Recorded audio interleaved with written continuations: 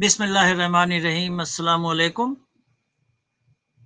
मैं एहतशाम अरशद निज़ामी, हम और आप प्रोग्राम के साथ आपके पास हाजिर हैं। आज बुध का दिन जुलाई की 29 तारीख है। शिकागो में इस वक्त 11 बजे हैं दिन के, सऊदी अरब में शाम के 7, दुबई में रात के 8 बजे हैं, पाकिस्तान में 9, भारत में 9:30 और बांग्लादेश में रात के 10 बजे हैं। और हम आपको खुशामदीद कहते हैं इस प्रोग्राम में। आज के प्रोग्राम का 2 हिस्सा होगा, यानी 2 हिस्से होंगे। पहले हिस्से में हम आपसे बात करेंगे आज के पॉलिटिक्स पे, और हमारे साथ इस वक्त मौजूद हैं पाकिस्तान से senior journalist, TV anchor person Abdul Rauf साहब हमारे पहले भी प्रोग्राम में तशरीफ लाते रहे हैं। और आज हम बात करेंगे पाकिस्तान की खारजा पॉलिसी के हवाले से, और उसमें हम रऊफ साहब से उनके एक्सपर्ट व्यूज लेंगे कि क्या इस वक्त जो बांग्लादेश और पाकिस्तान की एक नई अपडेट्स हैं, और उसको हम देखेंगे तनाजुर में भारत और चाइना के बांग्लादेश से ताल्लुकात पे, कि क्या कुछ तब्दीली आ रही है इस रीजन में पॉलिटिक्स में, या ये एक मामूल की चीज है। तो रऊफ साहब, हम शुरू करते हैं आपसे कि देखिए, इस वक्त जो पाकिस्तान ने बांग्लादेश से एक सिलसिला शुरू किया है, आपको पता है कि सफारती ताल्लुकात में भी बहुत कशीदगी थी, और वहाँ भी पाकिस्तान का सफारत खाना ठीक से काम नहीं कर रहा था। और अभी हाल ही में नए हाई कमिश्नर गए हैं, इमरान अहमद सिद्दीकी साहब, और उनकी अभी हाल ही में वहाँ के वजीर खारजा से मुलाकात हुई है। चाइना का इन्वेस्टमेंट है बांग्लादेश में, भारत से कुछ ताल्लुकात लगते हैं बांग्लादेश के, थोड़े से कशीदा, उसके भी कई पस मंजर हैं। आप क्या समझते हैं, क्या हो रहा है उस रीजन में?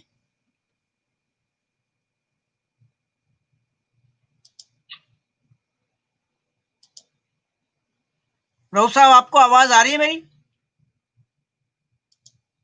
हेलो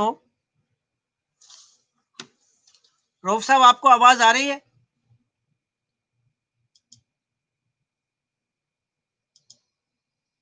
हेलो शाम साहब, मैं अंदाजे से आपका जवाब दूंगा जी, क्योंकि आपकी आवाज मुझे नहीं आ रही, बिल्कुल कट कट के आ रही है, और जो मैं अंदाजन समझ पाया हूँ उसी से मैं कुछ मतलब करूंगा, जो शायद पाकिस्तान बांग्लादेश वगैरह के हवाले से। अच्छा जी, देखिए, अभी तो ये बहुत बिगनिंग है मेरे हिसाब से, अगर देखा जाए बहुत ही शुरू है।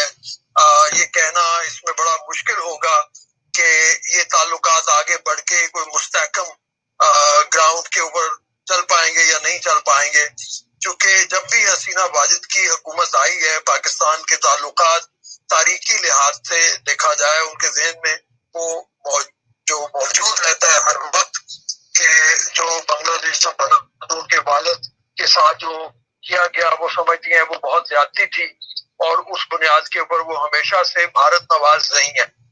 तो इस मौके के ऊपर ये जो तफाती ताल्लुकात का आपस में एक सिलसिला कायम होना या शुरू होना, इसको मैं तो बहुत बिगनिंग कहूंगा। लेकिन इसकी बैकग्राउंड में अगर देखें तो बुनियादी तौर पे हमें चीन का रोल बहुत ज्यादा इंपॉर्टेंट नजर आता है।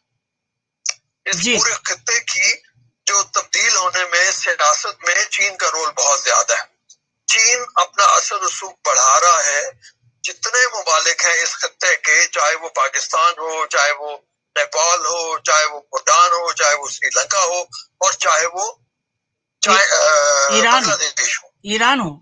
ईरान में भी जब तकरीबन $400 बिलियन की जो पैकेज है, जो डील होने जा हुई है, जिसके तहत ईरान में उन्होंने बहुत ज्यादा मतलब वो अपने बेल्ट एंड रोड प्रोजेक्ट को शुरू करना है, बंदरगाह उन्होंने वहां से हिंदुस्तान को बाहर निकाल दिया है। जी, जी, तो हमें चीन का रोल बहुत ज्यादा मतलब वो नजर आता है, और पाकिस्तान और बांग्लादेश भी अगर करीब आते हैं तो इसमें चीनी का रोल ज्यादा होगा किसी भी और मुल्क के हवाले से। जी, हमारी निस्बत अगर देखा जाए तो इस वक्त बांग्लादेश बहुत बेहतर हालत में है, मुआशी तौर के ऊपर अगर देखा जाए तो, कि उसका जो टका है वो हमारी निस्बत बहुत ज्यादा स्ट्रांग है। हमारा डॉलर के मुकाबले में करंट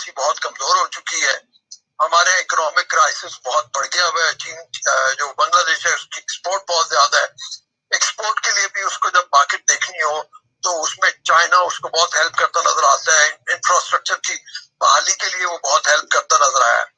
लेकिन एक चीज अभी है, गुज़श्ता कई अरसे में जो बांग्लादेश और हिंदुस्तान के दरमियान मुआहदात हुए हैं, जिसके तहत बांग्लादेश की बहुत सारी प्रोडक्ट्स ऐसी हैं या उनके अंदर आने वाली मसनूआत हैं जिसमें भारत का रोल बहुत ज्यादा है, तो भारत इतनी आसानी से उसको जाने नहीं देगा।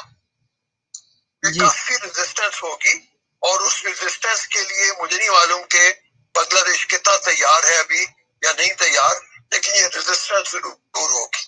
जी आप जाते रहते हैं बांग्लादेश, मैं भी जब भी गया हूँ तो हम ये देखते हैं कि चाहे फैन हो, चाहे वहाँ पे जो सिरेमिक की इंडस्ट्री हो, वहाँ पे बाथरूम की जो टॉयलेटरीज वगैरह हैं, ये सारी की सारी बांग्लादेश डिपेंडेंट है हिंदुस्तान के ऊपर कि वो प्रोडक्ट्स वहां से आती हैं।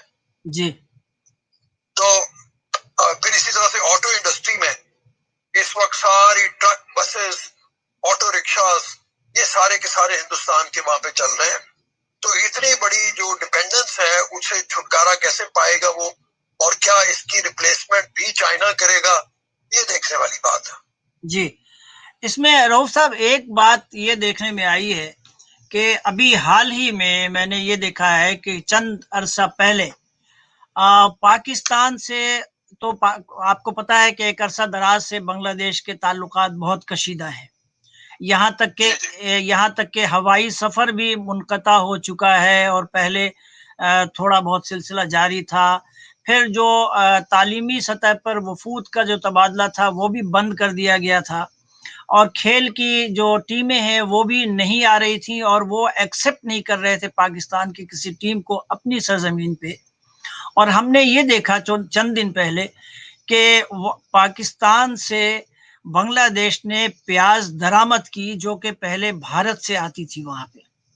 ये पहला इनका रिलेशनशिप शुरू हुआ पाकिस्तान के साथ। दूसरी दफा हमने ये देखा कि क्रिकेट टीम बांग्लादेश की पाकिस्तान में आई जो कि कभी नहीं आती थी, वो भी आई। और अब हम ये देख रहे हैं कि चूंकि इंडिया में आसाम और उसके इर्द गिर्द के इलाके में मुसलमान बंगाली जो हैं उनको वो सिटीजनशिप के हवाले से वहां से निकालना चाहते हैं इंडिया की हुकूमत, और उस पे बांग्लादेश को बहुत तहफ़्फ़ुज़ात हैं। और इंडिया ये कहता है कि ये लोग जो 1971 में गए थे और वहाँ कैंप्स में थे वो वहीं पे रह गए हैं और उनकी तादाद बहुत बढ़ चुकी है। तो बांग्लादेश के लिए ये बहुत बड़ा डिजास्टर होगा और मेरा ख्याल है कि वहीं से बांग्लादेश इन बातों को देखते हुए थोड़ा सा उनकी तरफ से सर्दमहरी आई है। और चूंकि जो बांग्लादेश का जो अलायंस था इंडिया के साथ और कुर्बत थी वो कांग्रेस पार्टी की हुकूमत के साथ थी, यानी इंदिरा गांधी और फिर राजीव गांधी और फिर मनमोहन सिंह, तो उनका एक तसलसल था ताल्लुकात का। जब बीजेपी की गवर्नमेंट आई है और खास के ये मोदी गवर्नमेंट, उस वक्त मेरा ख्याल है ताल्लुकात में सर्दमहरी आई है। और उसके बाद फिर देखिए आपके ईरान या चाइना का जो अमल दखल है, आपने बिल्कुल बहुत सही कहा कि चाइना का अमल दखल अब बांग्लादेश में बढ़ रहा है। और थोड़े सा ताल्लुकात चाइना के भी कशीदा बांग्लादेश से उस वक्त हुए थे जब ये रोहिंग्या मुस्लिम के हवाले से बांग्लादेश परेशान था और उनको वहां से भेजना चाहता था, और चाइना वो काम नहीं कर सका था बांग्लादेश में जो इंडिया ने वहां कर दिया बेसिस के हवाले से। लेकिन अब शायद उसमें तब्दीली आ रही है और सी पैक में भी वो शायद बांग्लादेश को शामिल करना चाह रहा है चाइना, और इन्वेस्टमेंट वहां हो रही है। और अभी टैरिफ में भी उन्होंने छूट दी है बिजनेस में, जिस तरह अमेरिका ने हिलरी क्लिंटन के जमाने में कोटा खत्म कर दिया था बांग्लादेश पे, जिसकी वजह से उनका एक्सपोर्ट बढ़ गया था। अब चाइना भी वही कदम उठा रहा है वहां पे। तो क्या ये वजह नहीं है कि इंडिया की तरफ से उसको की तरफ बांग्लादेश का झुकाव अब कम हो रहा है इन वजूहात की बिना पे? आप क्या समझते हैं? जी, आपने बिल्कुल बहुत अच्छी तफसील आपने बयान की है। इसमें एक चीज और ऐड कर लेते हैं कि जिस तरह से हेलो जी जी, आपकी आवाज आ रही है, आप बोलिए। जी, जिस तरह से पाकिस्तान और इंडिया के दरमियान बहुत बड़ा मसला पानी का है जी, एक बहुत बड़ी, लोग कहते हैं अगली जंग शायद हिंदुस्तान और पाकिस्तान की पानी की होगी। जी तो जी हम ये जानते हैं कि पानी का मसला बांग्लादेश और इंडिया के दरमियान भी है। राइट उनके यहाँ भी बहुत ज्यादा ये तनाजा है पानी का। जी जी और उस हवाले से भी अच्छा, फिर सरहदी इलाके उनके ऊपर जो है टेरिटरी की वो वो इलाका वो जो है उसके ऊपर भी उनका झगड़ा है। और रोहिंग्या मुस्लिम्स के हवाले से आपने बिल्कुल सही बात की है। जो आसाम में मुसलमान हैं उनके हवाले से भी बिल्कुल सही बात है। ये बात सही है, तयशुदा है कि बांग्लादेश में मेरे भी काफी जरा चक्कर लगे हैं और जी मैं जी ये जानता हूँ कि चाहे कितने भी ज्यादा वहां पे हसीना के लोग हों या दूसरे हों, लेकिन वहां पे जो मुसलमान हैं वो काफी ज्यादा, हालांकि वो मुतजिल मिजाज के हैं, उनके यहाँ तापसंदी उस तरह से नहीं है, शिद्दत उस तरह से नहीं है जैसी बहुत से और इलाकों में है, लेकिन उसके बावजूद मुसलमान मिजाज ज्यादा है बांग्लादेश में मुसलमानों का। जी और जी वो कभी भी बीजेपी की जो हिंदुत्व की जो तहरीकें हैं उसको सपोर्ट नहीं करेंगे।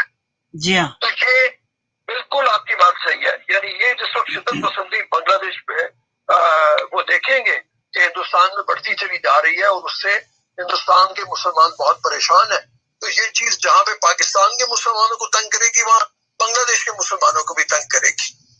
यानी मैं आपको बता नहीं सकता कि जो वहां पे बैतुल मुकर्रम और इस तरह मसाजिद में रूह पर्वत नजारे हमने देखे हुए जी हैं जुम्मे की नमाज के बाद के, तो वो यहाँ के लोगों को बताना मुश्किल है कि वो कितने ज्यादा मुसलमान मिजाज के लोग हैं वहां पे और उनकी तादाद कितनी ज्यादा है और वो कितनी मोहब्बत करते हैं अपने मदद के साथ। राइट बिल्कुल। अच्छा, इसी बात को मैं आगे बढ़ाऊंगा आपके कि क्या पाकिस्तान को इस सूरत हाल में फायदा उठाकर बांग्लादेश के करीब जाना चाहिए और रिलेशनशिप की बहाली के लिए कोशिश करनी चाहिए? आपको आवाज आई रऊफ साहब मेरी? हेलो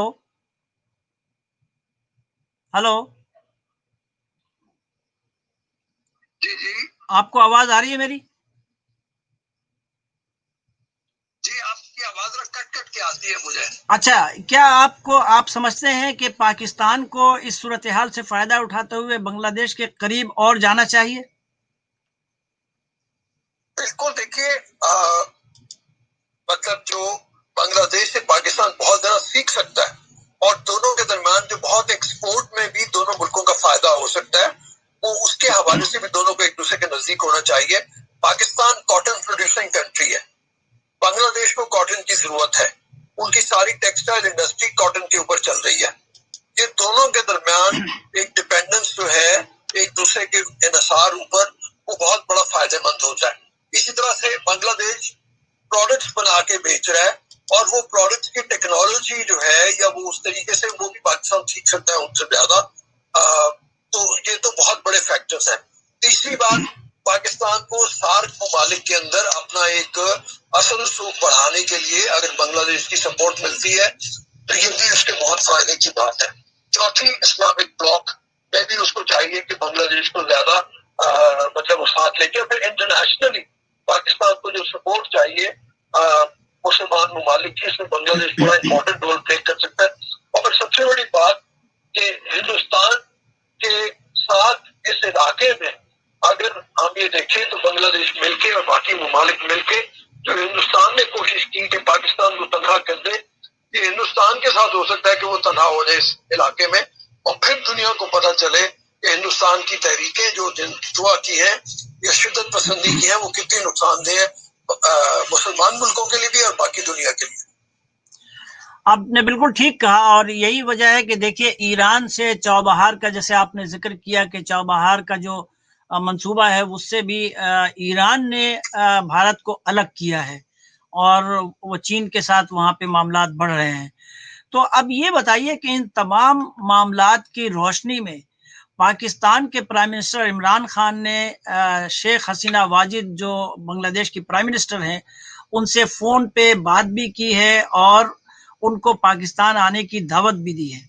तो आपके ख्याल में दोनों ममालिक के दरमियान जो कशीदगी थी उसको ख़त्म करने के लिए क्या सूरत हाल होगी और क्या बांग्लादेश तैयार हो जाएगा पाकिस्तान से दोबारा ताल्लुकात बहाल करने में?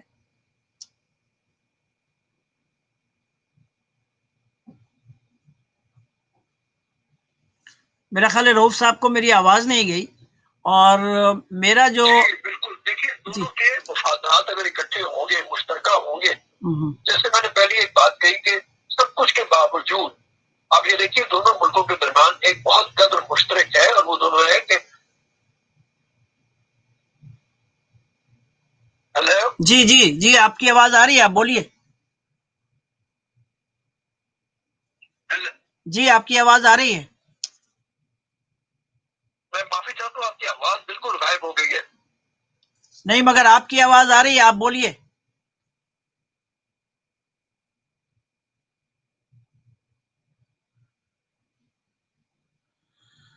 तो बहरहाल रऊफ साहब की आवाज कुछ नहीं आ रही है। मेरा ख्याल है कि फिर दोबारा अगर कनेक्शन सही हो जाएगा तो वो आप मेरे सवाल का जवाब देंगे।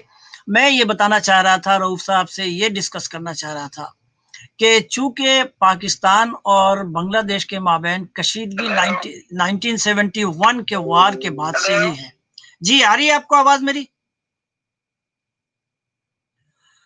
तो मैं दोबारा मिलाता हूं इनको, और उस वक्त तक मैं आपको ये बताऊं कि असल में प्रॉब्लम ये है कि दोनों ममालिक के दरमियान जो वजह जो बनी है इसकी लड़ाई की, और वो है 1971 वार, और उसमें जो लिबरेशन ऑफ बांग्लादेश का सिलसिला है वो असल में राह में हायल है। और बांग्लादेश का क्लेम ये है कि पाकिस्तान की आर्मी ने जब ऑपरेशन किया था, जब पाकिस्तान की आर्मी ने ऑपरेशन किया था 1971 में, तो रऊफ साहब उस वक्त तो वहां पे बांग्लादेश का ये क्लेम है कि पाकिस्तान की आर्मी ने 30 लाख बंगालियों को हलाक किया है ऑपरेशन के दौरान। और साथ साथ उन्होंने ये भी दावा किया है कि 3 लाख औरतों की इस्मत दरी हुई है, और वो उनकी इंडिपेंडेंस की तारीख का हिस्सा है। तो क्या ये ताल्लुकात जो बहाल होने जा रहे हैं, ऐसा लग रहा है कि दोनों करीब आ रहे हैं, तो ये चीज जो है जिसमें हिंदुस्तान बांग्लादेश ये मुतालबा करता रहा है कि पाकिस्तान बाकायदा इस पर बांग्लादेश से माफी मांगे, यानी अपोलोजाइज करे लीगली और ऑफिशियली। क्या ये पाकिस्तान को तस्लीम होगा और पाकिस्तान इसको कबूल कर लेगा और इस बुनियाद पे ताल्लुकात बहाल हो जाएंगे? आप क्या समझते हैं रऊफ साहब? आपने सवाल मेरा सुन लिया? जी, मैंने आपका सवाल सुन लिया। अच्छा, एक तो सबसे बड़ी बात यह है कि ये बात सही है कि लोगों के साथ ज्यादती हुई, कत्लो गारत करी हुई, लेकिन ये जो फिगर्स हैं ये बहुत ज्यादा ब्लोटेड है, बहुत ज्यादा बढ़ा चढ़ा के बयान किए गए हैं, और कई इंटरनेशनल ऑर्गेनाइजेशन जिन्होंने इंडिपेंडेंटली रिसर्च की वो समझते हैं कि ये बहुत बड़े क्लेम्स हैं, इतने बड़े पैमाने के ऊपर नहीं हुआ। तो सबसे पहली बात तो ये है, यानी मुझे अभी भी याद है कि वो अमेरिका से एक इदारा है, उन्होंने तहकीक के लिए एक खातून को यहाँ भिजवाया था, उन्होंने भी अपनी जो रिसर्च की इसके ऊपर उन्होंने कहा कि ये फिगर्स गलत हैं, फिगर सही नहीं है। लेकिन मैं कह रहा हूँ चाहे 2 भी हो, 4 भी हो, 6 भी हो, जिनके साथ ज्यादती हुई हो, ज्यादती होती है, उसको तस्लीम कर लेना चाहिए। अच्छा, मैं तो इस सोच का हामिल हूँ कि अगर फर्ज किया सिर्फ एक इतनी चीज से मतलब वो ये होता है कि भाई हम आपसे माजरत चाहते हैं जो कोई ज्यादती हुई उसके लिए, तो ये कह देना चाहिए, इस कहने में कोई हर्ज नहीं है। मैं आपको बताऊं, मैं पहली दफा जब बांग्लादेश गया 1998 की बात है जी, तो मुझे अभी तक याद है कि वहां पे जिन जर्नलिस्टों के साथ मेरा वास्ता पड़ा, प्रेस क्लब में हमारी मीटिंग थी, उसमें एक तो साहब ने उठ के कहा कि हम आपसे बात नहीं करना चाहते, आप पाकिस्तान से आए हैं, क्या आपके मुल्क के लोग जो है ये नहीं कर सकते कि हमसे माफी मांगे कि यह बड़ी ज्यादती हुई है। तो मैंने उनसे कहा कि यार आपका काम मेरी माफी से चलता है तो मैं आपसे माफी मांगता। तो साहब रो पड़े, उन्होंने उठ के गले लगाया मुझे और उन्होंने कहा कि यार सारे लोग कैसे हो जाए। तो मैंने बताया 2 भाई थे हम, भाई हैं, अगर इस तरह चीज हो जाए तो इससे कोई फर्क नहीं पड़ता। वैसे परवेज मुशर्रफ साहब जिस वक्त थे वहां पे जाके उन्होंने एग्जैक्टली माफी के लफ्ज तो नहीं इस्तेमाल किए, लेकिन उन्होंने अफसोस का जरूर इजहार किया था। ये जो आप बात कह रहे हैं ये एक स्टेप आगे जाने वाली बात है। अच्छा, तो तो पहले चले जाना चाहिए, रऊफ साहब, नहीं है। रऊफ साहब, एक मैं यहाँ पे मैं आपको रोकना चाहूंगा, और मैं आपसे ये कहूंगा कि अगर एक आजाद मुमलिकत यानी पाकिस्तान एक आजाद मुमलिकत से अपोलॉजी करता है इस बुनियाद पर कि उसकी फौज ने ऑपरेशन के दौरान 30 लाख बंगालियों को हलाक किया था और 3 लाख औरतों की इस्मत दरी की थी, तो क्या आप ये नहीं समझते कि वो मुल्क जो विक्टिम हुआ है वो इंटरनेशनल कोर्ट ऑफ जस्टिस में किसी वक्त चला जा सकता है और पाकिस्तान को क्लेम करेगा कि ये मुजरिम है और इनके ऊपर जंगी जराइम का मुकदमा चलाना चाहिए? अच्छा, सबसे पहली तो बात यह है कि मैंने आपको ये पहले ही कहा कि ये जो क्लेम्स हैं ये बहुत ज्यादा हैं, ये क्लेम मतलब सही नहीं है, इसके बारे में मतलब हमें तय करना चाहिए। और जो मैं कह रहा हूँ कि माजरत कर लेनी चाहिए, माजरत इस बुनियाद पे नहीं है कि ठीक कत्लों, जब जंग होगी तो जाहिर है दोनों तरफ के लोग मारे जाएंगे, इसमें हजारों के हिसाब से पाकिस्तानी भी मारे गए।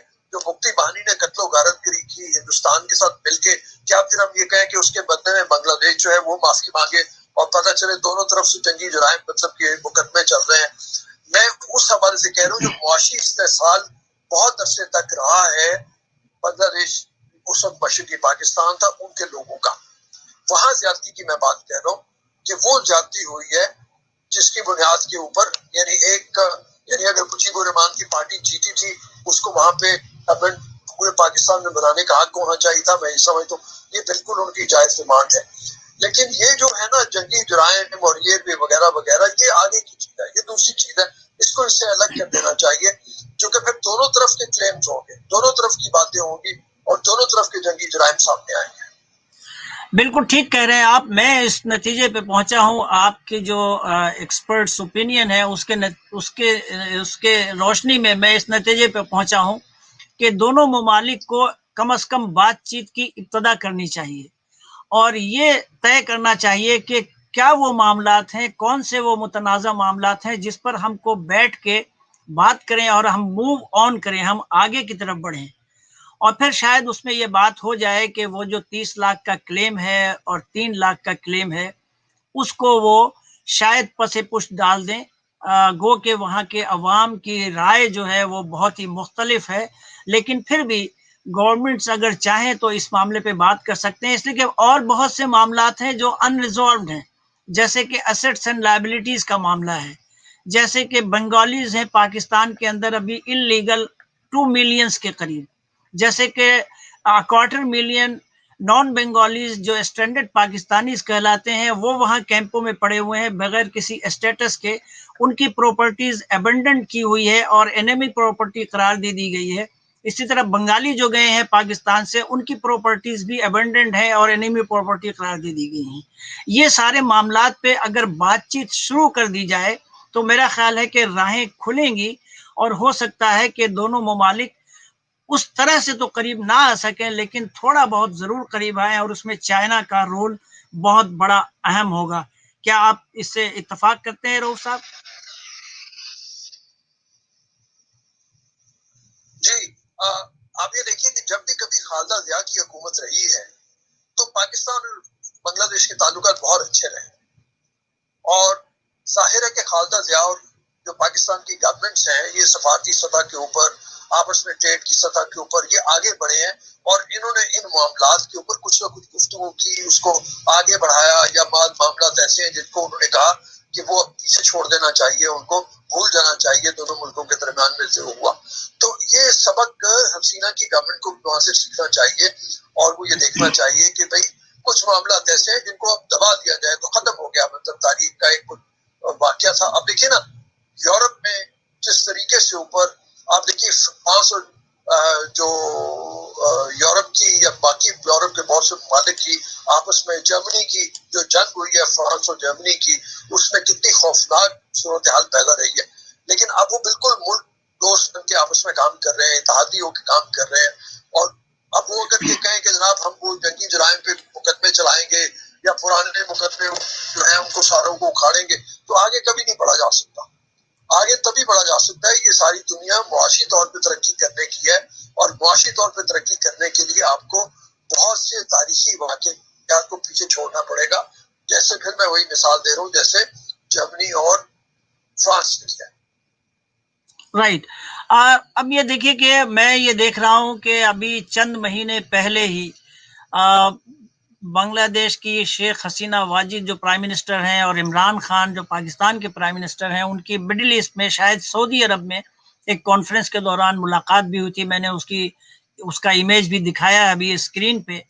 और उसके बाद उन्होंने चंद महीने पहले उनसे फ़ोन पे बात की थी, उनकी खैरियत दरियाफ़्त की थी और अभी चंद दिनों पहले उन्होंने दोबारा फ़ोन किया है सैलाब के ऊपर और पैंडेमिक कोरोना वायरस के ऊपर उनसे बात की है।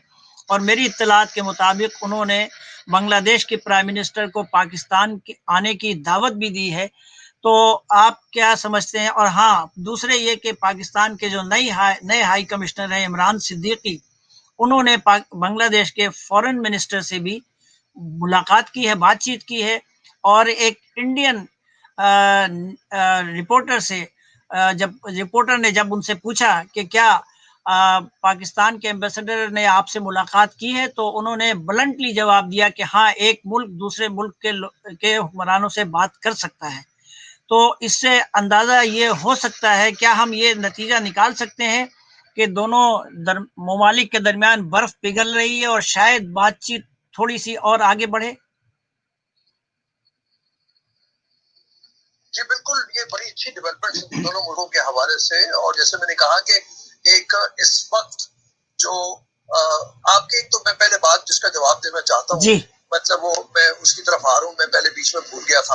आपने जो एक नुक्ता उठाया मुझे मालूम है, आप बहुत दर्दमंदी के साथ मैसूरीन पाकिस्तान की बात करते हैं और मैं चूंकि खुद वहां पे जा चुका हूँ 4-5 बार और मैंने देखा है, और ये अपील आपके प्रोग्राम के हवाले से लोगों की होनी चाहिए कि दोनों मुल्क जिस वक्त बैठे उस वक्त इसको टॉप ऑफ दी एजेंडा होना चाहिए कि वहां पे जो मुसलमान हैं जिस बुरे हाल में रह रहे हैं उनका मुस्तकबिल क्या होगा, उनकी प्रॉपर्टीज का क्या होगा, उनके शरीयत का क्या होगा, उनके राइट्स का क्या होगा, उनको क्या कुछ लोगों को पाकिस्तान लाना है, नहीं लाना, बांग्लादेश में रखना है, ये टॉप ऑफ दी एजेंडा होना चाहिए।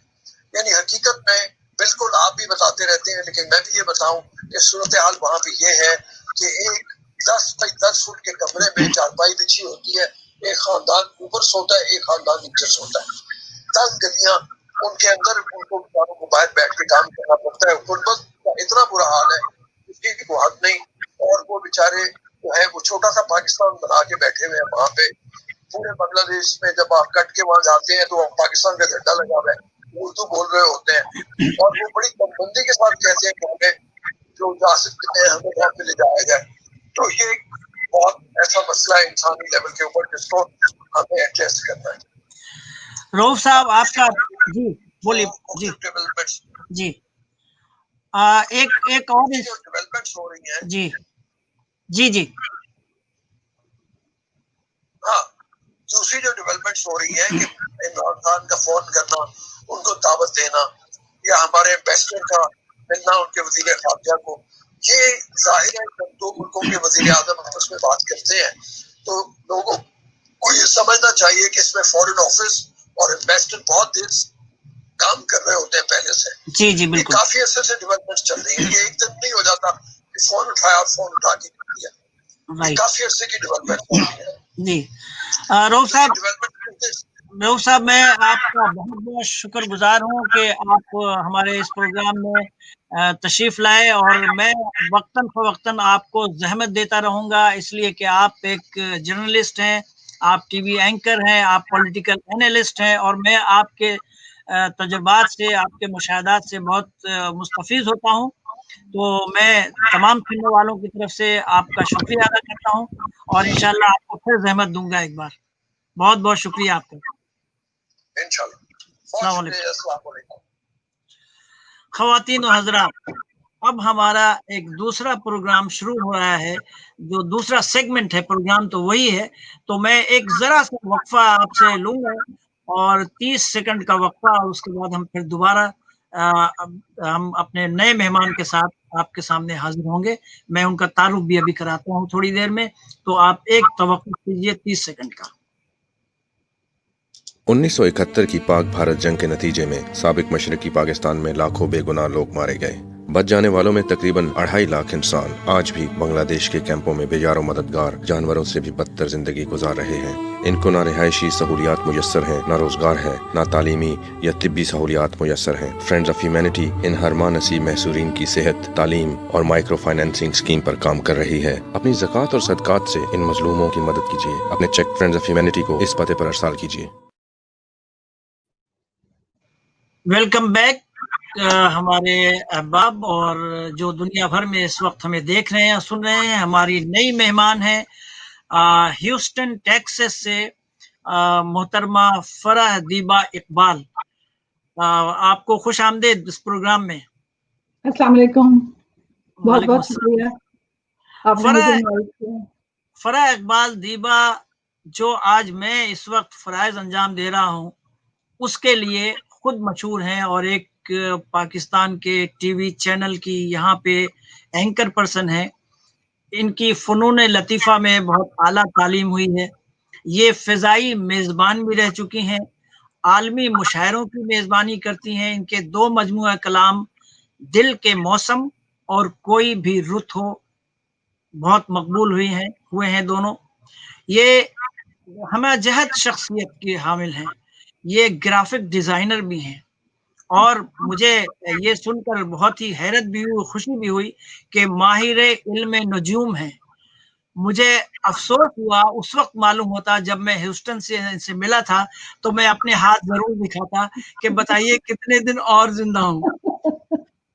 अच्छा, ये टीवी एंकर पर्सन भी हैं।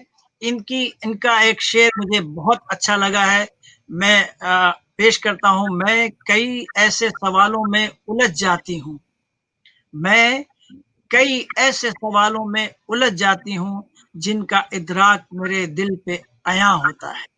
बहुत खूबसूरत शेर है आपका फराह दीबा इकबाल। और आप इस वक्त हमारे जो फेसबुक के दोस्त हैं पूरी दुनिया में फैले हुए हैं और वो सब आपको इस वक्त देख रहे हैं और सुन रहे हैं। आप बताइए कि आपने शायरी जो शुरू की वो कब से शुरू की और ये ख्याल कैसे आया कि आपको शायरी करना चाहिए? आप तो ग्राफिक डिजाइनर भी पढ़ रही थी, आप फिजाई मेजबानी भी कर रही थी, तो क्या उससे पहले से शायरी शुरू कर दी थी या बाद में? अच्छा, मैं सवाल आपका बहुत अच्छा सवाल है और बड़ा रिवायती सा सवाल है, जी लेकिन जी मैं जवाब रिवायती नहीं दूंगी इसका। बिल्कुल ना मैं दीजिएगा। एक्सप्लेन करने की कोशिश करती हूँ, बल्कि ये थोड़ी सी एजुकेशन भी होगी इसमें कि जरूर। शायरी शुरू नहीं की जाती, शायरी तो आपके अंदर रची बसी होती है। वाह। तो मैं ये समझती हूँ कि मैं एक पैदाइशी आर्टिस्ट शायरा, और मैं ये समझती हूँ कि ये तमाम फील्ड्स में मेरा आना कोई इतनी हैरत की बात नहीं है, क्योंकि ये तमाम चीजें एक ही चीज का इसका मंबा एक ही चीज है और वो है आपकी तख्लीक कारी, क्रिएटिविटी और आपका वजदान, जो बहुत अगर एक्टिव हो और जी जी आप शुरू से अगर उसको आपको ऐसा माहौल मैसर आए कि उसमें आप परवान चढ़े उस माहौल में। और मेरा बचपन इत्तेफाक से ऐसा गुजरा कि उसमें बहुत मुझे मौका मिला, मैसर आया इस बात का कि मैं अपनी इस क्रिएटिविटी को अपने साथ उसको शेयर कर सकती और उसको एक्सप्लोर कर सकती थी। तो मैं जब बड़ी हो रही थी तो मुझे उस वक्त से ही एहसास था इस बात का कि मैं एक बेहद क्रिएटिव इंसान हूँ और मैंने बड़े होकर सिवाय आर्ट और ये सब चीजें करने के और कुछ नहीं करना है इसके अलावा। तो इस बात का इदराक, जैसे मैंने अपने उसमें शेर में भी इजहार किया, मुझे इदराक बहुत बचपन से था इस चीज का जी। और मैंने बहुत बचपन से इसका इरादा किया हुआ था। शायरी शुरू नहीं की जाती, शायरी तो आप जैसे जब अल्फाज बोलना शुरू करते हैं आप, तो आपको ऑटोमेटिकली आप मिसरे मौजू करने लगते हैं। तो मेरी शायरी के जो ये कह लें कि 2 मरहले हैं, जी जी क्योंकि क्रिएटिव शायरी मुश्किल है मेरे हिसाब से। शायरी जब अपने उसमें आती है मैकेनिक्स में, शायरी जब मैकेनिक्स जी में जी आती है जी वहां जी मुश्किल हो जाती है, थोड़ी सी मुश्किल होती है वहां। सही बात है, बिल्कुल सही बात है। तो मेरे आप मैकेनिक्स पे तो बहुत आसान है।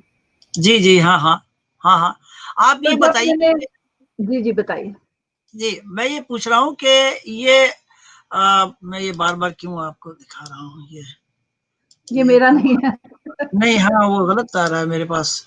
मैं आपकी तरह बहुत मंझा हुआ एंकर नहीं हूँ, तो थोड़ी सी मेरे मुझसे वो हो जाती हैं।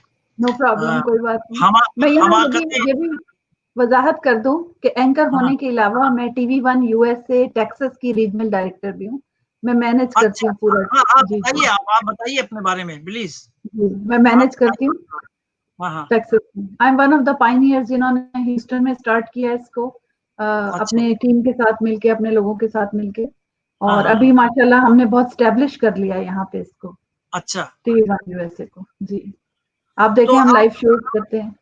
जी, आप ये बताइए कि मुशायरों का सिलसिला जो मेज़बानी आपने शुरू की, वो आपने कहाँ से शुरू की? पाकिस्तान में से शुरू कर दी थी, यहाँ यहाँ आके शुरू की? अ, असल में ये ऐसे है कि क्योंकि जब मैं फ़िज़ाई मेज़बानी करती थी, तो हमारी आपको पता है ट्रेनिंग होती है, बोलने की हाँ, ट्रेनिंग होती है, हमारी अनाउंसमेंट्स की राइट, ट्रेनिंग होती है। बिल्कुल। तो मेरी अनाउंसमेंट्स की बड़ी अच्छी ट्रेनिंग, मेरा ए ग्रेड था अनाउंसमेंट्स में। अच्छा, तो अच्छा, जब मैंने शायरी शुरू की, तो मेरे पढ़ने के अंदाज़ में वो चीज़ नुमायाँ थी बहुत ज़्यादा। अच्छा, तो कहीं मुशायरे में मैंने जब अपनी ग़ज़ल सुनाई या नज़्म सुनाई, तो सुनने वालों ने इस बात को महसूस कर लिया और मुझे अच्छा, फ़ौरन ही रेडियो के लिए ना ऑफ़र हो गई यहाँ पे आके, अच्छा, अच्छा, अमेरिका में। अच्छा, तो अच्छा, बस ये अच्छा, रेडियो पर एक बार जब मैंने प्रोग्राम स्टार्ट कर दिया, तो उसके फ़ौरन बाद फिर मेज़बानी भी शुरू हो गई। अच्छा, अच्छा, अच्छा। तो जी। अब आप तो शायरा हैं, आप मुख्तलिफ़ शहरों में, रियासतों में भी जाती हैं और वहाँ पे मुशायरे करती हैं। आप अब तो बुलाई भी जाती हैं, मुझे मालूम है। और ह्यूस्टन, टेक्सास जहाँ आप रहती हैं, जहाँ पे आपका ये टीवी का भी सेंटर है, तो उसमें मुशायरा एक मुझे जो शिकायत है शोरा से और अदीबों से कि इनके ग्रुप्स बहुत होते हैं। जी। तो क्या आप भी इन ग्रुप से आजिज़ हैं या आप किसी ग्रुप का हिस्सा हैं? मैं किसी ग्रुप का हिस्सा नहीं हूँ और मैं कोशिश अच्छा, करती हूँ हमेशा कि मैं कभी किसी ग्रुप का हिस्सा ना बनूँ।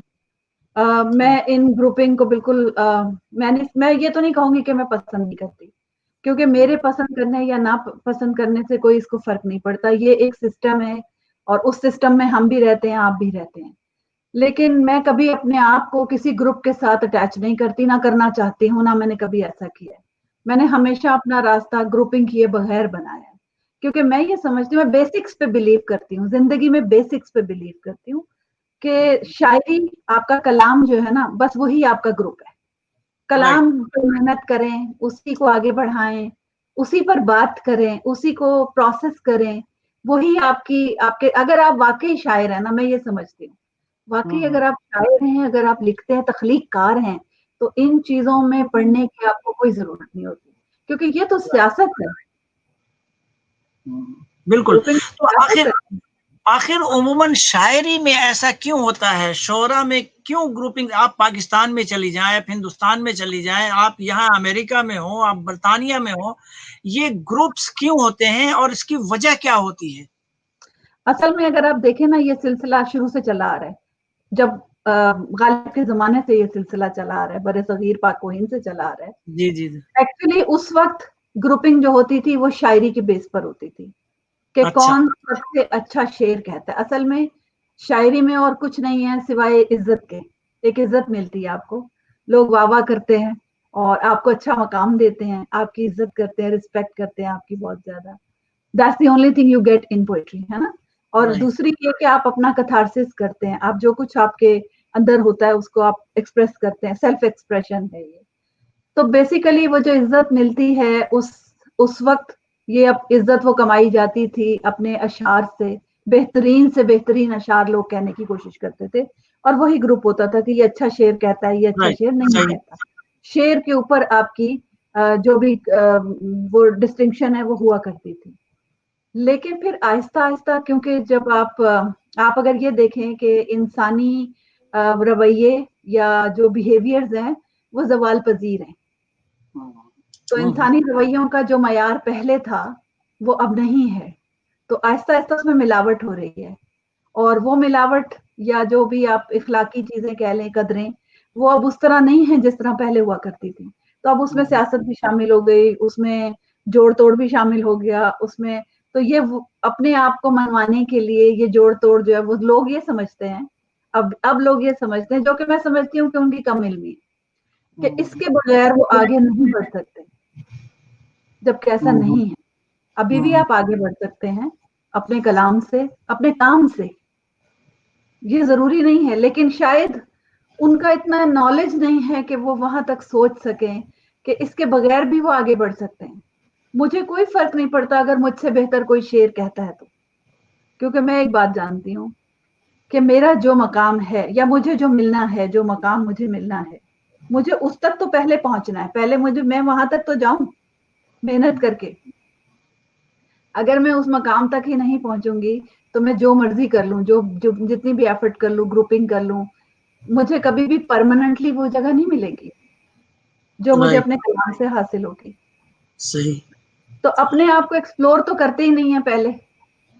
जी जी जी, पहले अपने आप को एक्सप्लोर करें, अपना पता करें कि हमने कहाँ तक जाना है। बिल्कुल। अच्छा ये नहीं फरा, हो सकता कि आप जहाँ हैं वहां मैं फौरन जंप करके पहुंच जाऊं, ये नहीं हो सकता। बिल्कुल बिल्कुल ठीक है। फरा, देखिए आपको इस वक्त देख रहे हैं बहुत सारे लोग बांग्लादेश से, पाकिस्तान से, अमान से, दुबई से, सऊदी अरब से, यहाँ अमेरिका से, और हमारे तमाम अहबाब ये जो जहाँ जहाँ दुनिया में फैले हैं, ये सब इस वक्त मौजूद हैं। और इस वक्त स्क्रीन पे मैंने एक सवाल लगाया है, सवाल है या उनका कमेंट्स है। ये मोहम्मद हैकल हाशमी साहब हैं, ये खुद शायर भी हैं और बहुत बड़े शायर के साहबजादे हैं। ये इंग्लिश में, उर्दू में और बंगला तीनों जबान में शायरी करते हैं। इस जी, वक्त ढाका में बैठे हुए हैं। इन्होंने लिखा है कि if there are two poets then there will be three groupings. मैं तो इसका मतलब नहीं समझ सका हूं, मगर आपने जरूर समझा होगा। तो इस पे कोई कमेंट कीजिएगा आप। मेरा ख्याल है कि वो ये कह रहे हैं कि दो ग्रुप तो हम दोनों के होंगे और हाँ एक हाँ, वो होगा जो इनको बीच में लड़वा रहा होगा आपस में। तो राइट, ये हो सकता लोग है जो है ये। वो फायदा उठाते हैं, आपकी किसी कमजोरी से लोग फायदा उठाते हैं। हम्म, और कई लोग इसको अपनी कमजोरी भी बना लेते हैं, शायरी उनकी कमजोरी बन जाती है। वो चाहते हैं कि वो फौरन नंबर 1 की पोजीशन पर पहुंच जाएं, या उन्हें सबसे आगे पढ़ाया जाए या इज्जत दी जाए सबसे ज्यादा। तो जब दूसरे लोग ये भांप रहे होते हैं, इस चीज को नोट कर लेते हैं, जो सियासत चलते हैं, जो लोग जी सियासतदान, जी जी जी जी। वो फिर इस मौके से फायदा उठाने की कोशिश करते हैं। तो वो कोशिश हम्म, करेंगे कि आपको आके प्रमोट करें या आपको कुछ कहें राइट। ऐसी बात कि आप उनकी बातों में आ जाएं और दूसरों को बुरा भला कहने लगें या उनको कोई सही। नुकसान पहुंचाने की कोशिश करें।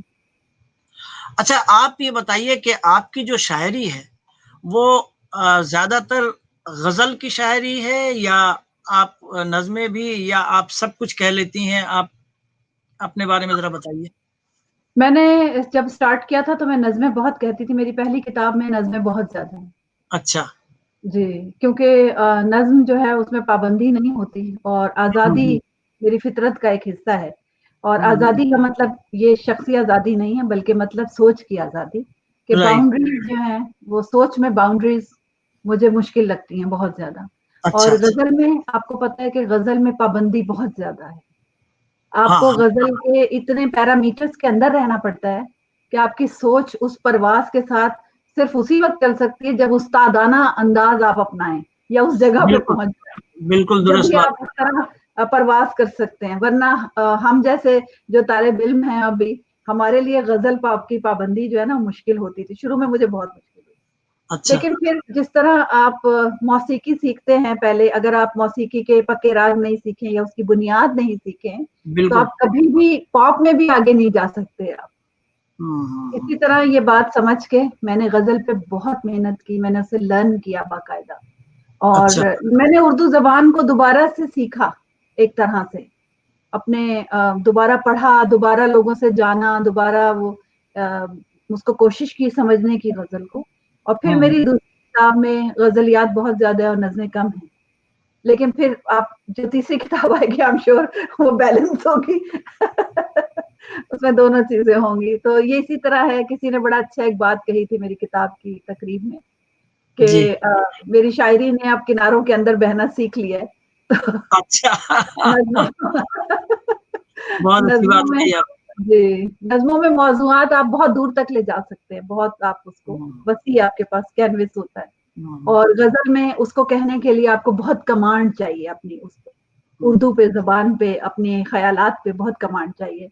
प्रॉपर लफ्ज लगाना, उसको वजन के साथ, काफिया और वजन का ख्याल रखते हुए, ये बड़ा हम्म, मुश्किल काम होता है, आसान नहीं होता। जी जी। अच्छा मैं जो समझ पाया हूँ नज्म, जब मैं तो शायर नहीं हूँ, मैं शायरी सुनता हूँ, उसको महजूज करता हूँ, महजूज होता हूँ उससे। क्या नज्म तो यही होता है ना कि एक उन्वान होता है और उसको लेके आप चलते हैं आखिर तक। जी ठीक है। बिल्कुल ऐसा और ही है, गजल ऐसा में ही है। हर शेर एक नया उन्वान होता है, हर हर शेर एक नई कहानी होती एक है नई कहानी है और मुख्तलिफ है।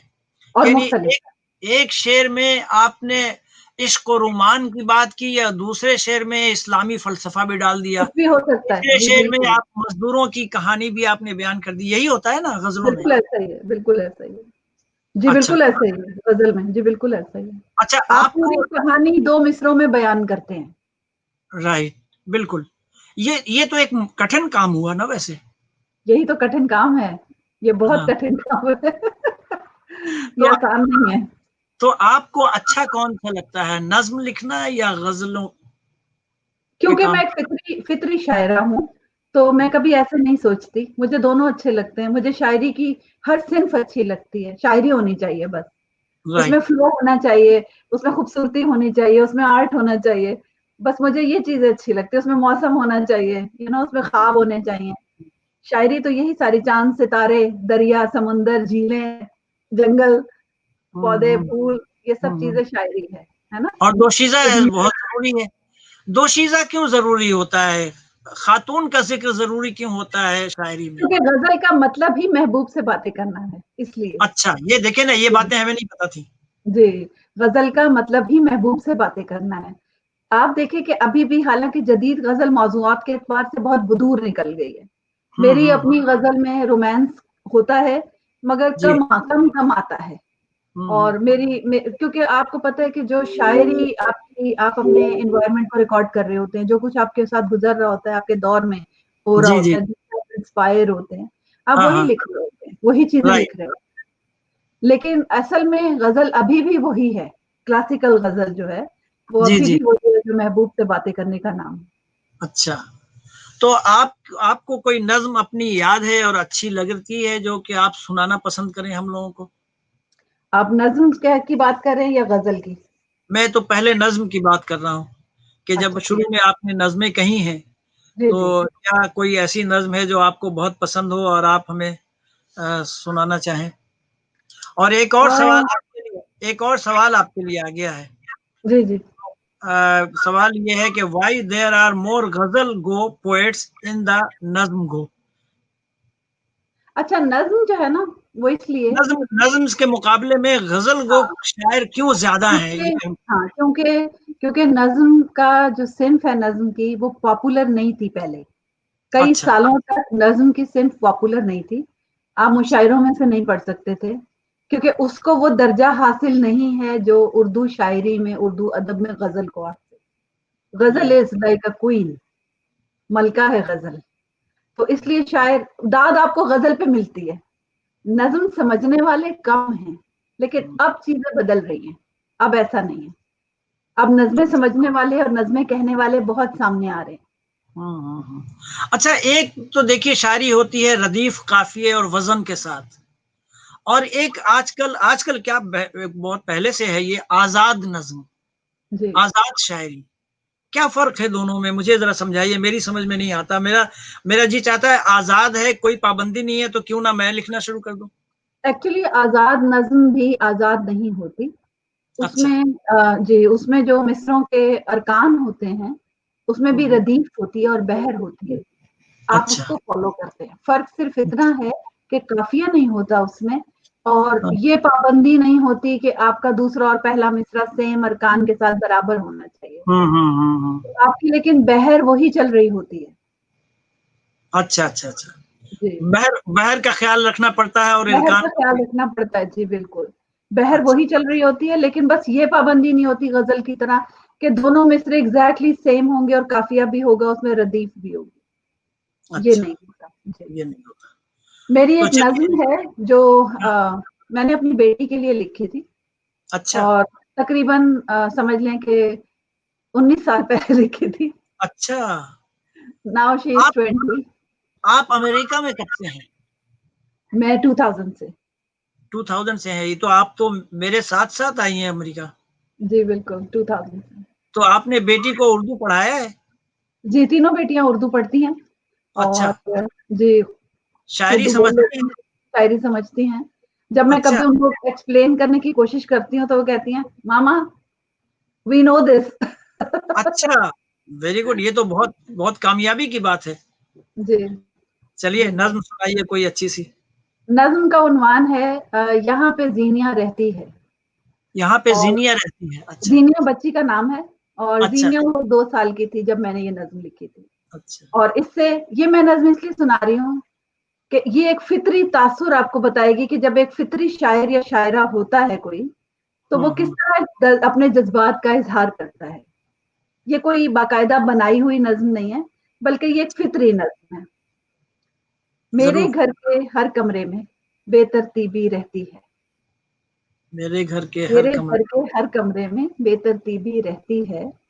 ऐसा लगता है एक आंधी कहीं करीब ही रहती है। वाह वाह वाह।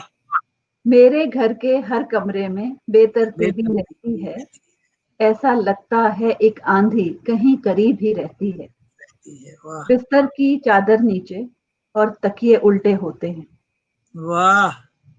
सिंगार मेज पर रखे सब आई शैडो पलटे होते हैं।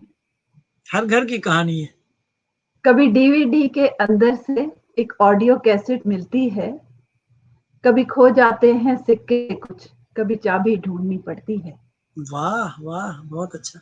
कहीं पड़ा है ट्रेन का इंजन, कहीं किसी हम्म, गुड़िया का बदन, कहीं वाह। दुपट्टा छोटा सा, कहीं छोटा सा पैरहन। बिल्कुल, जब बच्चे छोटे हैं तो यही होता है। बिल्कुल। देख के ये सब चीजें मुझको पहले गुस्सा आता है। देख के ये सब चीजें मुझको पहले पहले गुस्सा गुस्सा आता है। आता है। फिर हल्की सी एक मुस्कान मेरे लबों को छूती है वाह और सरगोशी करती है। यहाँ पे जीनिया रहती है। वाह वाह वाह। बहुत अच्छी नज्म, बहुत अच्छी नज्म, वाकई मजा आ गया। और ये बिल्कुल तजर्बा भी है हर एक को अपने घर का। अपने जब हमारे भी बच्चे अब बड़े हो गए हैं, वो छोटे थे तो यही कैफियत होती थी। लेकिन आप आपने बहुत देखेंगे शायर या शायरा किस तरह फिर उसको मोल्ड कर लेता है अपने हिसाब से। एग्जैक्टली, बिल्कुल बिल्कुल। तो ये जो आपकी किताब का अभी मैंने इमेज दिखाया, ये बहुत खूबसूरत किताब मुझे लग रही है इसके सरवर्क से। तो बहुत अच्छा लग रहा है। ये ये मैंने कोई भी बनाया है, ये डिजाइन भी मैंने किया है। अच्छा, हाँ, चूंकि आप ग्राफिक डिजाइनर हैं, जी। मुझे मुझे याद नहीं रहा। ये तो मुझे पता था कि आप ग्राफिक डिजाइनर हैं। अपनी किताब का टाइटल आपसे बनवाता मैं। तो अब तो खैर बन गई है। अब तीसरी किताब अगर लिखूंगा तो आपसे राब्ता जरूर। करूँ। तो ये जो कोई भी रुत हो, ये आपकी दूसरी किताब है शायद ना, जी ये या दूसरी पहली? किताब। जी दूसरी किताब। दूसरी, तो जी। ये गजलों का मजमूआ है? इसमें दोनों है, नज़्में भी हैं इसमें। नज़्में भी हैं। अच्छा। जी जी। तो चलिए, आपने नज़्म तो सुना दी हमारे देखने और सुनने वालों को। अब थोड़ी सी गजलों की तरफ आया जाए। गजल के चंद अशार आपको सुनाती हूँ, कुछ मुख्तलिफ अशार सुना देती हूँ। जी अरशाद। मिक्स मिक्स अशार सुना देती हूँ देखिए, कि नज़्म की तारीफ हो रही है आपकी। अच्छा, जी हाँ, ये शुक्रिया नज़्म बहुत की बहुत। तारीफ हो रही है। जी शुक्रिया। मेरी दूसरी किताब वैसे ऑनलाइन रेख्ता.org उर्दू की जी सबसे बड़ी वेबसाइट है। वहां पर हम्म। दूसरी किताब कोई भी रुत हो मौजूद है। अच्छा, मैं तमाम सुनने वालों को ये बता दूं कि आप फरह दीबा इकबाल, इनको आप फेसबुक पे भी देख सकते हैं, इनको यूट्यूब पे भी देख सकते हैं। ये चूंकि टीवी एंकर पर्सन है।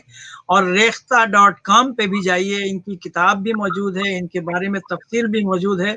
और मैं आपसे रिक्वेस्ट करूंगा कि आप जरूर इनको पढ़िए, उनकी किताब आप हासिल कीजिए। रेख्ता.com पे भी, मेरा ख्याल अमेजोन पे भी है आपकी किताब। नहीं, अमेज़न पे नहीं है, रेख्ता अमेज़न पर पे है। नहीं है, लेकिन फ़रह से आप राब्ता कर सकते हैं। और आजकल तो सोशल मीडिया के ज़रिए फ़रह से या किसी से राब्ता करने में कोई ज़्यादा दुश्वारी नहीं होगी। तो मैं और आप तमाम लोग इस प्रोग्राम को अपने-अपने फ़ेसबुक पे शेयर ज़रूर कीजिए, ताकि आपके अहबाब भी देख सकें और पसंद कर सकें। चलिए, आप ग़ज़ल पे आइए। चलें चंद अशार से स्टार्ट करती हूँ कि इरशाद। सोचों में हर किसी को ये वुसअत नहीं मिली। सोचों में हर किसी को ये वुसअत नहीं मिली। आंखें मिली हैं सबको, बसीरत नहीं मिली। वाह, वाह, वाह! वाक़ई बहुत अच्छी बात है ये। वाह, सोचों वाह! में हर किसी को ये वुसअत नहीं मिली। वाह, आंखें मिली हैं सबको, बसीरत नहीं मिली। वाह, और वाह! टपका लहू जो आंख से तो मौजज़ा बना। टपका लहू जो लहू जो आँख से आंख से तो मौजज़ा बना। मौजज़ा बना। यूं ही हमें सुखन की ये दौलत नहीं मिली। वाह वाह वाह, ये तो आपने शायर का दिल खोल के आपने बयान कर दिया, बिल्कुल। वाह वाह फरा वाह। और वो मेरे बारे में ऐसे भी हम्म, सोचता कब था, वो मेरे बारे में ऐसे भी सोचता कब था। सोचता कब था, अगर मैं अक्स नहीं थी वो आईना कब था। वाह वाह, बहुत अच्छा, बहुत अच्छा, बहुत खूब, बहुत अच्छा शेर है, वाकई बहुत अच्छा शेर। वो वाह मेरे बारे में ऐसे भी सोचता कब था, अगर मैं अक्स नहीं थी वो आईना कब था। वो वाह, खुशगुमान बहुत था कि मैं हूँ उसकी मगर, वो वो खुशगमान। खुशगुमान बहुत था कि मैं हूँ उसकी मगर, ये आरज़ू थी फ़क़त मेरा फ़ैसला कब था। हाय हाय हाय, वाह वाह वाह। आपने तो उसका दिल तोड़ दिया। वाह वाह वाह वाह वाह। देखिए कैलिफोर्निया से नैयर आलम साहब, वो भी वाह वाह कर रहे हैं, और तमाम सुनने वाले देखने वालों को चाहिए कि वो वाह वाह करें। शुक्रिया। जी आगे और सुनाइए। और मैं आपको मुख्तलिफ रंग अपने सुना जी रही जी, हूँ कि बिल्कुल बिल्कुल। मेरी आंसू भरी मुस्कान पे हैरान हो तुम, मेरी मेरी आंसू। आंसू भरी मुस्कान पे हैरान हो तुम, क्या कभी धूप में बरसात नहीं देखी है। वाह वाह वाह वाह वाह वाह वाह मेरी वाह आंसू भरी मुस्कान पे हैरान हो तुम, क्या कभी धूप में बरसात नहीं देखी है। वाह मेरे वाह। भीगे हुए काजल से परेशान हो तुम, क्या सितारों से भरी रात नहीं देखी है। हाय हाय हाय हाय, कितना खूबसूरत शेर है फरा यार। आप तो आज आज जी चाह रहा है कि बस बैठे रहे आपके अशार सुनते रहे। शुक्रिया वाह बहुत वाह, बहुत, थैंक यू। बहुत अच्छा, बहुत आला शेर, बहुत आला और शेर। जमानों से सफर में हूँ, मेरा भी एक जमानों जमाना है, जमानों से सफर में हूँ, मेरा भी एक जमाना है। मेरा भी एक जमाना है। जमानों से सफर में हूँ, मेरा भी एक जमाना है। वाह कहीं उसकी कहानी है, कहीं मेरा फसाना है। वाह वाह वाह। हमारे एक शायर हैं, बहुत अच्छे शायर ढाका में, शमीम जमानवी।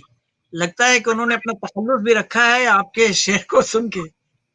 हो सकता खूबसूरत शेर है। है जमाने का। वाह वाह वाह वाह और सफर में जिंदगी के ये कहाँ मालूम होता है, वाह। सफर में सफर जिंदगी। में जिंदगी के ये कहाँ मालूम होता है कि कब रास्ता बदलना है, कहाँ से लौट जाना है। वाह वाह वाह वाह, ये हकीकत है जिंदगी की। जी, बिल्कुल। मेरे सच्चे शेर होंगे जी, लॉजिक मिलेगी उसमें आपको, आपको जिंदगी की हकीकतें मिलेंगी उसमें। वाह वाह वाह वाह वाह, बहुत खूबसूरत तमसील, ये कह रहे हैं नैयर आलम साहब कैलिफोर्निया से। शुक्रिया बहुत बहुत। और एक दौर ये भी था कि हुदूदे वक्त के सब हाशियों में रहना है, हुदूद हुदूदे वक्त। वक्त के हुदूद सब वक्त। हाशियों में रहना है, जमाने तुझको इन्हीं दायरों में रहना है। वाह वाह और वाह। हवा हवा है कोई रास्ता बना लेगी, हवा हवा हवा है कोई। हवा है कोई रास्ता बना लेगी, समंदरों को मगर साहिलों में रहना है। वाह वाह वाह वाह वाह, समंदर को मगर साहिलों में रहना है। एग्जैक्टली जी बिल्कुल। आप देखिए ना, बेकरानी समंदर की तो मशहूर है, मगर क्या फिर भी उसकी बाउंड्री है, उसकी क्या बाउंड्री है। क्या तो आप फलसफा है कितने भी वाकई। बड़े होंगे, कितने भी बड़े देवता बन जाएं, आप बड़े हो जाएं, but you have to live in the boundary. मगर हवा जो है, आप उसको नहीं रोक सकते, वो तो कहीं से भी चली जाएगी। बिल्कुल बिल्कुल बिल्कुल बिल्कुल बिल्कुल, बहुत खूबसूरत बात, बहुत खूबसूरत बात। अच्छा, दूसरी किताब आपकी मैं इमेज नहीं दिखा पाया, इसलिए कि प्रोग्राम शुरू हुआ था और उस वक्त मुझे इमेज मिला और उसको मैं ला नहीं सका अपने इस पे। तो उसके बारे में जरा बताइए, उसका नाम बताइए उस किताब का। पहली किताब का नाम है दिल के मौसम, और ये 2007 में आई थी। जी जी। कराची से इसे दुनियाए अदब ने शाया किया था, औजे कमाल अच्छा। साहब ने जी। हाँ, दूसरी और किताब, तो नाम है, जी, हाँ हाँ। औजे कमाल साहब ने शाया किया था इसको। और दूसरी किताब कोई भी रुत हो, 2011 में आई थी, और ये हम्म। अलहम्द पब्लिकेशन लाहौर से शाया हुई थी। वहीं अच्छा से ये मिल भी सकती है जी, ये ऑनलाइन मौजूद है। और अब अच्छा मेरी तीसरी किताब तैयार है, और मेरा इरादा था कि इस साल वो तीसरी किताब आएगी, क्योंकि दूसरी किताब आए हुए 9 साल हो गए हैं। तो अच्छा। 9 साल में शायरी बहुत आगे चली गई, ग्रो कर राइट गया ज़ाहिर है, और बहुत सारा कलाम जमा हो गया। तो अब राइट। इट्स ड्यू, अब तीसरी अच्छा किताब जो है वो ड्यू है जी, बिल्कुल। अच्छा अच्छा अच्छा। जी। अच्छा, अब ये एक चीज मैं आपसे ये पूछ रहा हूँ कि आपने शायरी की तो बात हो गई, और अभी तो आपकी शायरी इतनी खूबसूरत है और इतनी म्यारी है, मैं आपकी तारीफ इसलिए नहीं कर रहा हूँ कि आप हमारे प्रोग्राम में सब बैठी हुई हैं, बल्कि ये हकीकत है कि आपकी शायरी बहुत मेयारी है और इंशाल्लाह हम आपके साथ एक और नशिस्त रखेंगे और ज़रूर रखेंगे। शुक्रिया जी। ये बताइए कि ये इल्म नुजूम, इसके बारे में आपका क्या ख्याल है? आप तो खुद इसमें माहिर हैं। क्या आपने इसकी बाकायदा तालीम हासिल की है या आपकी नॉलेज है और आपकी ज़हानत है, क्या है? अच्छा, इसमें 2-3 चीजें हैं, बल्कि फैक्टर्स कह लें आप, factors. When I was growing up I had this feeling, शुरू से मुझे ये एहसास था कि मुझे इंक्लाइनेशन हो जाती है, मुझे कुछ फीलिंग्स आती हैं इस तरह की कि मुझे पता चल जाता है कि वाकयात आने वाले या चीजें, मुझे इंक्लाइनेशन हो जाती है। अच्छा। लेकिन हमारा मुआशरा और पाकिस्तान में खास तौर पर बचपन मेरा गुजरा जब, तो हमें इस बात की इजाजत नहीं होती, खास तौर पर बीइंग अ फीमेल, कि हम राइट। इस तरह के एहसासात को सामने लेकर आए। तो मैंने जब भी इसको इजहार करने की कोशिश की, मेरी आवाज को दबा दिया, तो वो मैंने छुपा लिया, उसको अपने अंदर छुपा लिया। इसीलिए आज भी इसको मैं बहुत ज्यादा हाईलाइट, आप देखेंगे, मैं नहीं करती हूँ। जी, जी, उसकी जी। वजह ये मुआशरा, पीयर प्रेशर, हमारा पीयर प्रेशर। अच्छा, फिर पाकिस्तान में मैंने देखा कि बड़ा आगे चले गए, वहां तो बहुत कॉमन हो गई अब ये चीज, लेकिन यहाँ पे अभी भी उसकी इजाजत नहीं है। तो फिर जब मुझे एहसास होता रहा, मैं इसको दबाती रही, दूसरे लोग भी इसको दबाते रहे, मेरे घर वाले भी इसको दबाते रहे, कभी उन्होंने इसको कोई अहमियत नहीं दी इस बात को। लेकिन एक, अब आप अंदाजा करें इस बात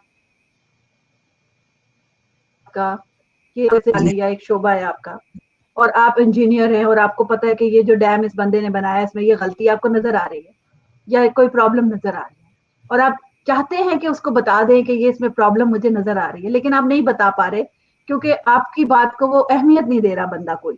राइट। तो मेरे साथ एग्जैक्टली यही होता रहा कि मुझे पता चलता रहा बातों का, और मैंने कोशिश की कि बता दूं लोगों को, और कभी कभी मुझे जबरदस्ती अपनी बात मनवानी पड़ी। तो इस तरह सिलसिले चलते रहे, ख्वाब आते रहे, बातें पता चलती रही, बहुत बड़ी बड़ी चीजें हुई। Then there was a time जब मुझे इस बात का एहसास होने लगा, एक सर्टेन एज पे पहुंच के, कि या तो मैं इस दरवाजे को खोल लूं और इसको एक्सप्लोर करूं, राइट। और या फिर इसे हमेशा के लिए बंद कर दूं। अब सही। Since I was born with it, तो मैं इसे बंद नहीं कर सकती थी, क्योंकि बंद कर भी देती तो वो मुझे अंदर से इतना पिंच करता कि मैं I could not breathe, I had to let it out. Right. तो मैंने दरवाजा खोल दिया। खोलने का मतलब ये है कि मैंने ये सोचा कि मैं भी इस साइंटिफिक दौर की पैदावार हूँ, तो मुझे ये पता करना चाहिए, पहले सबसे ऑथेंटिकेट करना चाहिए कि वाकई मेरे पास ऐसा कुछ है या ये सिर्फ इत्तेफाकात है।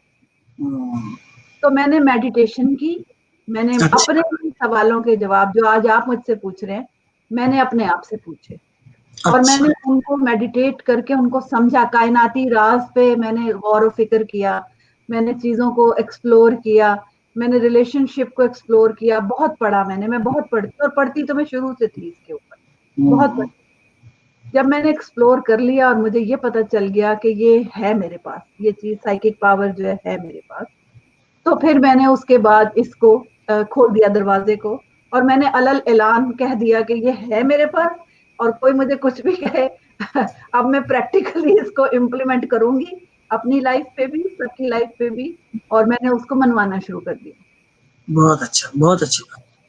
तो आप ये बताइए कि क्या ये तो खुदादाद सलाहियत आपकी है और जाहिर है कि आपने इसमें अबूर भी हासिल किया होगा, जी। तो क्या आप ये बता सकती हैं हमें, मुझे या हमारे सुनने वालों को, कि ये जो पेंडेमिक का दौर चल रहा है ये कब तक चलेगा, कब तक जी, चलने मैं के आपको बता सकती हूँ, ये जो पूरा साल है ना 2020, जी।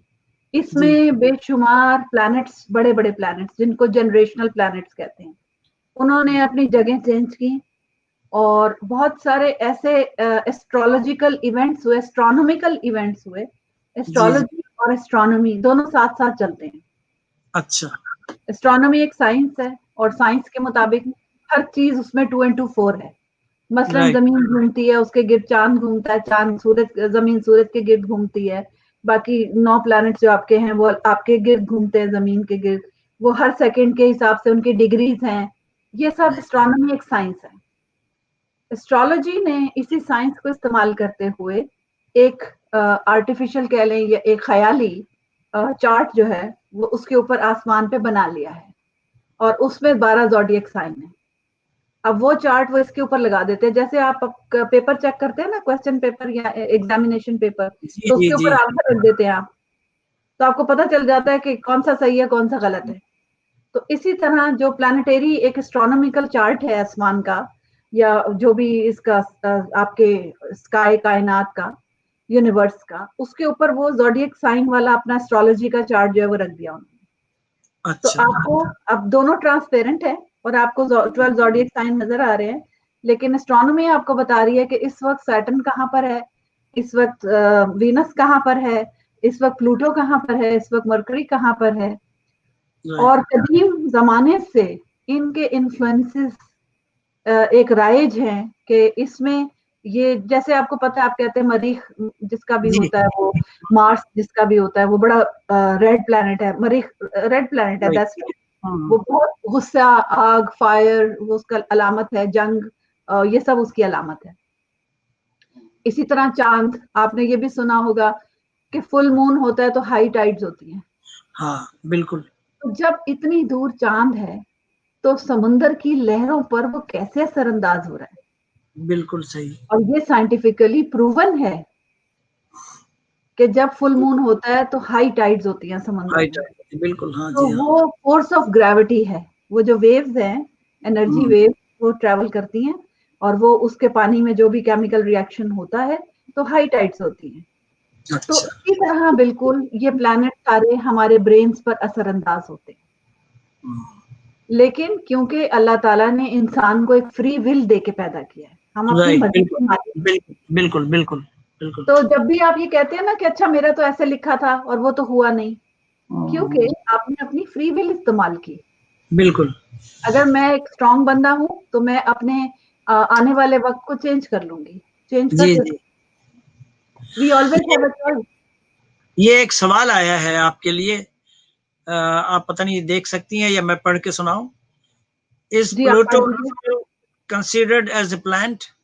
प्लैनेट प्लूटो, प्लूटो हाँ, को साइंटिफिकली उन्होंने डिमोट कर दिया है, अच्छा। It's not a planet any more. मगर हम्म, एस्ट्रोलॉजिकली उसको फर्क नहीं पड़ता कोई भी, क्योंकि प्लूटो ने जो तब्दीलियां लानी थी वो लेकर, प्लूटो एक कॉन्ट्रैक्टर है एस्ट्रोलॉजी में, हम्म, और उसका काम है कि पुराने घरों को गिरा के नई इमारत बनाना। तो जब पुरानी इमारत गिराई जाती है तो वहां पे काफी गंद होता है और काफी एक कियोस मचता है वहां पर, फिर वो मलबा हटाना पड़ता है और नया फिर इमारत बनती है, विच टेक्स टाइम। तो प्लूटो अच्छा 84 ईयर्स में अपना सर्कल कंप्लीट करता है। तो आप पेंडेमिक के हवाले से पूछ रहे थे, तो बहरहाल मैं आपको कट शॉर्ट, हाँ हाँ। नेक्स्ट ईयर इंशाल्लाह will be a better time.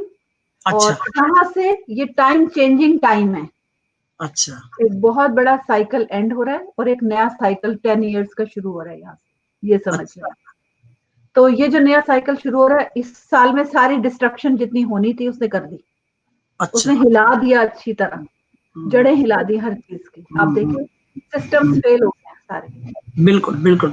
Means you have to consider changing it them, hmm, you have to think about it. और जनरेशंस जो है वो अब देखें, नई जनरेशन बेचारी, उन्होंने तो कभी पेंडेमिक देखा ही नहीं था, हमने भी नहीं देखा था खैर, हमने भी नहीं देखा था, बिल्कुल। वो अब बड़े होंगे तो अब उन्हें पता होगा इन चीजों का कि पेंडेमिक कैसे आया था, क्या हुआ था उसमें। अब ये चीजें देखें ना, नई नई चीजें सामने आ रही हैं बिल्कुल। तो एनीवे नेक्स्ट ईयर मार्च से स्टार्ट हो जाएगा ठीक होना। इस साल अच्छा में काफी चीजें ऐसी थी जिनकी वजह से ये सब तमाम चीजें हुई, वो प्लैनेट्स का मिलना, उनका उनके बार बार क्रॉस होना। 6 इक्लिप्सिस थे इस साल में, 6 इक्लिप्सिस थे, नॉर्मली एक साल में 4 होते हैं। तो बहुत अनयूजुअल चीजें इस 2020 में थी। अच्छा। जंक्शन होता है ना, ट्रेन का जंक्शन देखा है आपने, हाँ जो हाँ बड़ा हाँ जंक्शन होता है जिसमें बहुत सारे ट्रेन आ रही होती हैं और जा रही हाँ। होती हैं, ये 2020 वाज लाइक अ जंक्शन। अच्छा, तो इसका मतलब है कि मैं अपना ट्रैवल प्लान जो है वो अब नेक्स्ट ईयर मार्च में बनाऊं। जी बिल्कुल। उस वक्त तक मजीद आइसोलेशन में रहूंगा मैं। आप प्रोग्राम करते रहिए। करता रहूं। देखिए, हमारे दोस्त हैं सदरुद्दीन नूरानी, उन्होंने कहा है कि Pluto is not officially not a planet, is it okay? वही आपका जवाब था? जी, यही था, यही था। ये तो वो इसका मतलब है कि उनको भी थोड़ी सी नो हाउ है। जी, अच्छा, बिल्कुल। अच्छा, ये देखिए, अब लोग तारीफ कर रहे हैं, जब आपकी शायरी से हम हट गए हैं तो लोग कह रहे हैं वेरी इंप्रेसिव डिस्कशन। मगर उससे पहले वाह-वाह भी कर रहे थे। तो अब देखिए, ये सारी बातें हैं, आपके तो इतने डिपार्टमेंट्स हैं कि मैं किस-किस पे बात करूँ, ग्राफिक डिजाइनिंग है, टीवी, मीडिया है, मुझे मीडिया पे बात करनी थी आपसे। तो चलिए 2 मिनट मैं और लेता हूँ। अब मैं अपने प्रोग्राम से 1 घंटे से आपकी शख्सियत, आपकी बातें इतनी खूबसूरत, दिलचस्प हो रही हैं कि 2 मिनट और बात कर लेते हैं आपसे। ये आपके जो टीवी मीडिया मीडिया का क्या रोल है? अब ख़ास के ये सोशल मीडिया, ये व्हाट्सऐप, इससे तो मैं बहुत आजिज़ हो गया हूँ, बहुत काम की चीज़ भी है। आपको एक सूरत के साथ पहुँचा देती है, यहाँ से लेके बांग्लादेश, यहाँ से लेके आपको ईरान और कहाँ-कहाँ लेके चली जाती है। लेकिन ये एक बंदा हर 2 मिनट पे एक वीडियो भेज रहा होता है। पता नहीं उसको कहाँ से इम्पोर्ट होता है।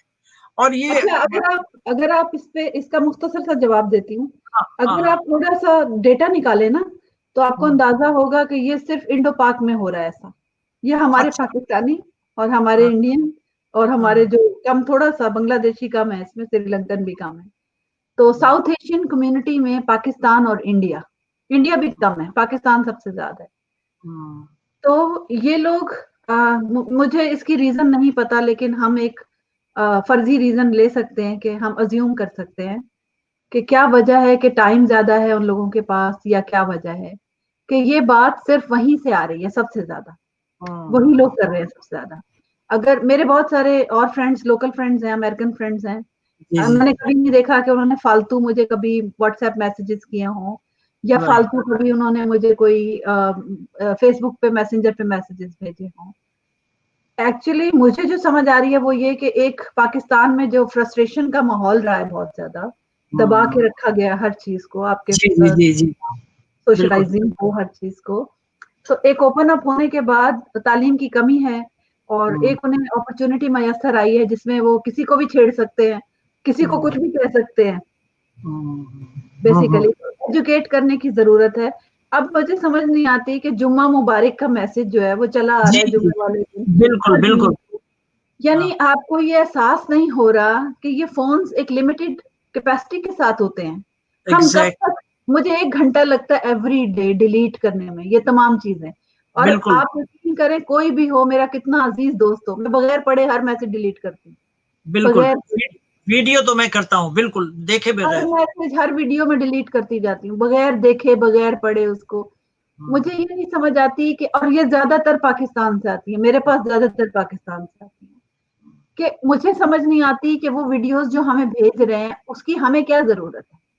व्हाई बिल्कुल, दे थिंक कि हमें उस वीडियो में कोई इंटरेस्ट है या कोई हुँ, दिलचस्पी है। हो सकता है वहाँ पर वो वीडियो शेयर करने से उनकी कोई अहमियत बढ़ जाती हो, लेकिन यहाँ पर तो हमारे पास तो टाइम ही नहीं है इस चीज़ का। बिल्कुल।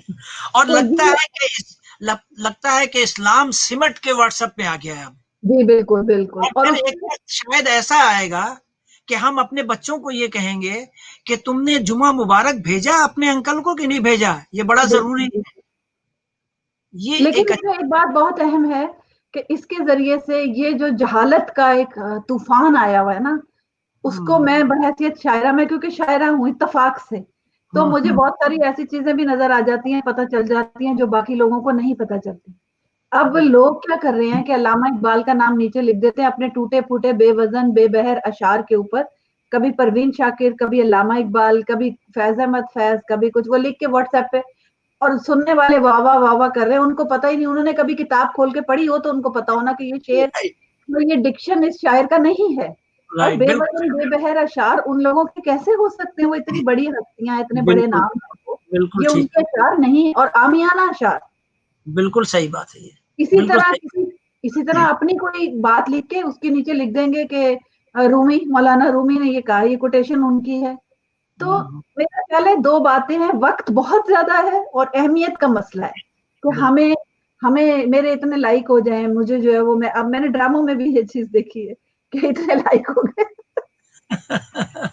फरा, बहुत बहुत शुक्रिया आपका। आपसे बात करने जैसे जैसे वक्त गुजर रहा है जी चाह रहा है कि और इसको बात को आगे बढ़ाएं, दूसरे टॉपिक्स पे बात करें, मगर ये प्रोग्राम कमर्शियलाइज नहीं है, स्पॉन्सर्ड नहीं है। ये दोस्तों की महफिल है जो मुख्तलिफ दुनिया के मुख्तलिफ कोने में बैठे हैं, और हम हर हफ्ते 2 दिन बैठते हैं आपके साथ। एक एक्सक्लूसिव दोबारा हम प्रोग्राम रखेंगे और इन तमाम टॉपिक्स पे बात करेंगे, और लोगों से भी कहेंगे कि वो आएं और स्क्रीन पे हम उनके बातें रखेंगे, कमेंट्स रखेंगे, उनके सवालात रखेंगे और बात करेंगे।